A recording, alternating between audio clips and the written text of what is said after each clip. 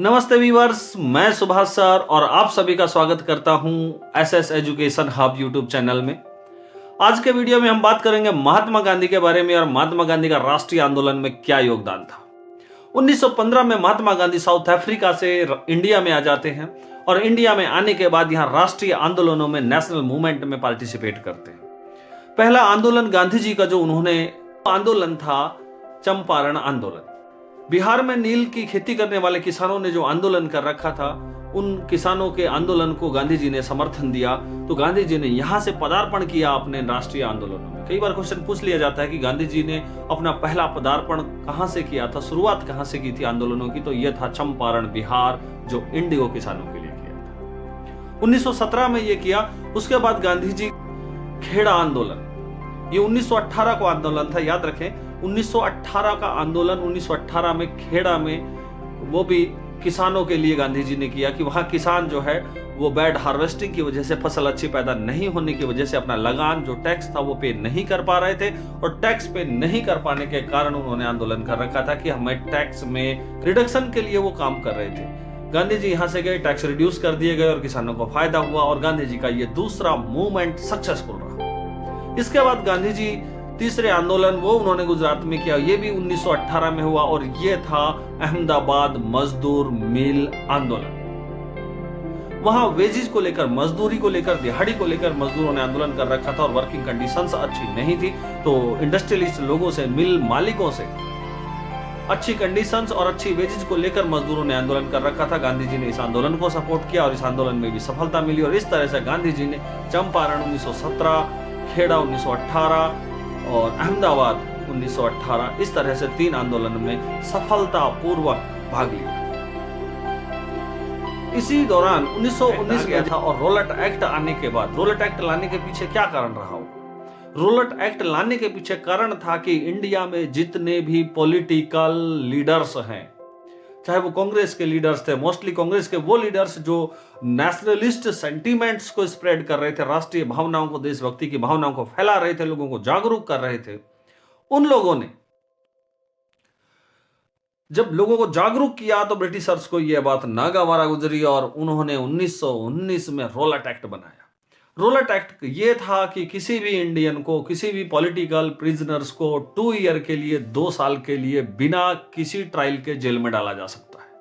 अब जिसको बिना किसी ट्रायल के जेल में डाला जा सके, इसका मतलब बेकसूर लोगों को भी, बेकसूर नेताओं को भी उठा उठाकर जेल में ठूंसा जाने लगा। ये अंग्रेजों की चाल थी रोलेट एक्ट के तहत।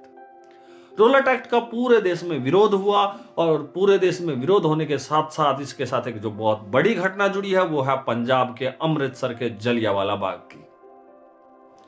पंजाब के अमृतसर में 13 अप्रैल 1919 को, 13 अप्रैल 1919 को पंजाब के अमृतसर के जलियांवाला बाग में एक शांतिपूर्ण सभा चल रही थी और उस शांतिपूर्ण सभा पर जनरल डायर ने गोलियां चलवा दी थी। यह शांतिपूर्ण सभा रोलेट एक्ट के विरोध में वैसाखी का पर्व मनाने के लिए चल रही थी। वहां के लोग वैसाखी का पर्व मना रहे थे, शांतिपूर्ण इकट्ठे हुए थे, लेकिन उस बाग में निकलने का सिर्फ एक ही रास्ता था और उसी रास्ते को जनरल डायर के सैनिकों ने घेर लिया था और वहां से जो शांतिपूर्वक इकट्ठी हुई भीड़ थी उसे निकलने का मौका नहीं मिला और निहत्थे भीड़ पर गोलियां चलाकर हजारों लोगों को मौत के घाट उतार दिया। इसके बाद गांधी जी सोच रहे थे कि कोई बहुत बड़ा मूवमेंट स्टार्ट किया जाए और गांधी जी ने एक बहुत बड़ा मूवमेंट स्टार्ट करने का प्लान बना लिया था। ये कांग्रेस का अधिवेशन में फाइनल हो गया था। 1920 का जब कांग्रेस का अधिवेशन हुआ था तो उसमें ये फाइनल हो गया था कि वो एक बहुत बड़ा नॉन कोऑपरेशन मूवमेंट स्टार्ट करेंगे, ही हम ब्रिटिशर्स को इंडिया से उखाड़ फेंकेंगे। लेकिन अब इसकी पूरी रूपरेखा कैसे तैयार की जाए, ये कांग्रेस के अधिवेशन में तैयार तो हो गई थी और जनवरी 1921 में इस आंदोलन को शुरू कर दिया। नॉन कोऑपरेशन, गांधी जी का मानना था कि अगर ब्रिटिशर्स को इंडिया से बाहर निकालना है तो हमें उनके किसी भी काम में सहयोग नहीं करना, क्योंकि इंडिया में जो ब्रिटिशर्स का राज है वो केवल इंडियन लोगों के सपोर्ट पर टिका हुआ है। अगर इंडियन लोग सपोर्ट नहीं करें तो 1 साल से ज्यादा ब्रिटिशर्स राज नहीं कर पाएंगे, ऐसा कहना था महात्मा गांधी जी का। और 1921 जनवरी 1921 में नॉन कोऑपरेशन मूवमेंट स्टार्ट कर दिया गया। कि हम किसी भी तरह से ब्रिटिशर्स को कोऑपरेट नहीं करेंगे, वो अपना शासन अपने आप चलाएं।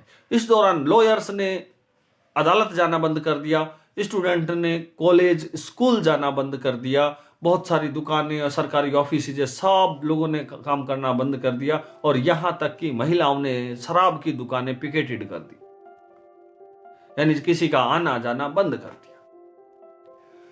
गांधी जी ने यह डिसाइड किया था कि हमारा जो पूरा आंदोलन रहेगा वो आंदोलन नॉन वायलेंस बेस्ड रहेगा, अहिंसा पर आधारित रहेगा, किसी तरह की हम हिंसा नहीं चाहते।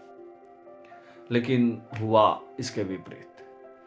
उत्तर प्रदेश के गोरखपुर के पास एक चोरी चौरा नामक स्थान पर क्रांतिकारी और पुलिस आमने सामने हो गई, और पुलिस तो चाहती थी, अंग्रेज तो चाहते थे कि किसी तरह इस मूवमेंट को अगर वायलेंस कर दिया जाए, हिंसक बना दिया जाए, तो यह मूवमेंट अपने आप खत्म हो जाएगा। और इस तनाव के बीच में पुलिस और क्रांतिकारियों के बीच में, पुलिस और किसानों के बीच में पुलिस ने गोलियां चलाकर कुछ किसानों की हत्या कर दी, और उग्र भीड़ ने चोरी चोरा के थाने में आग लगा दी और लगभग 21 पुलिसकर्मी जिंदा जला दी। जैसे ही इस घटना की जानकारी मिली, ये फरवरी 1922 की बात है, और जैसे ही घटना की जानकारी मिली कि चोरा चोरी में ऐसा कांड हो गया है, गांधी जी नहीं चाहते थे कि हिंसा हो, लेकिन हिंसा हो गई थी, और गांधी जी ने इस मूवमेंट को कॉल्ड ऑफ कर दिया, वापस ले लिया। इस तरह से non cooperation movement Gandhi ji का यही समाप्त।